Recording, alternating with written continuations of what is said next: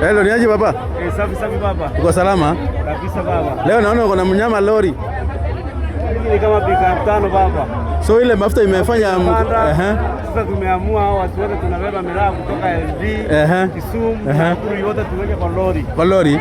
Ndio so, mafuta imepanda. So umeamua kusanya miraa yote pamoja? Ndio ile msave ile transport cost ndio?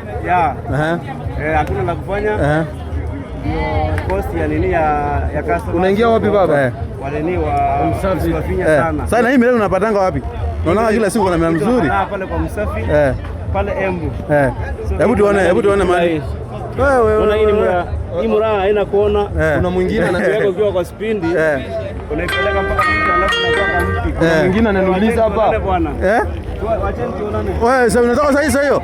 Ambia watu shika gari basi. Sawa. Wazi. Masani ngapi baba? 3 baba. Masani 3. Ama tupunguze. Namba yako ni ngapi? Hakuna. Mafuta sasa hivi masani mawili. Hizo zingine hatuonani. Sawa.